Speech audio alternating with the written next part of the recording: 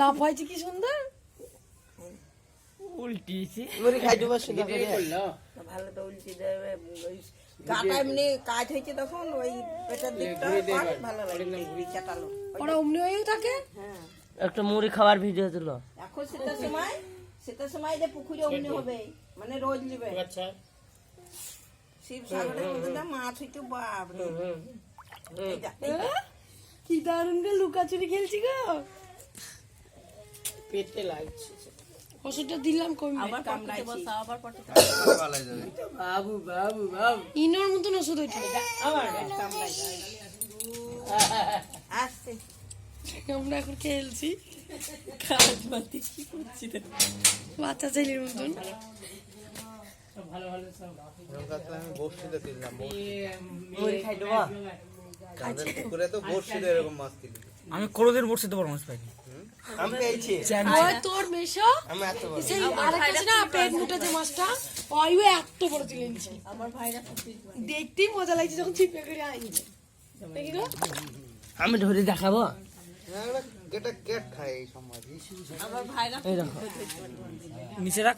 বাবাও দেখতে পারে ভাইরা ইও দেখতে পারে।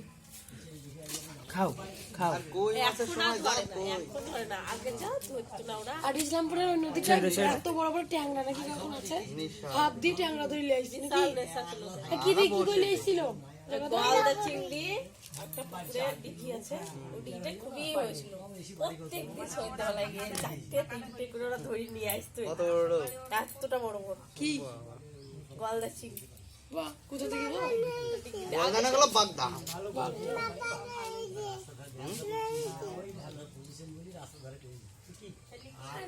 এখন দেখি মানে প্রায় ফিট হয়ে আসছে। ওইগুলো ধরতো হাতে এই মাছটা এবার ঠিকই তো হয়েছে এই দেখো আর উল্টাবে না। আর পুকুরে একটু জল পেলে তো আরো ঠিক খাও। সত্যি বেঁচে যাবে তো এ খাও খাও।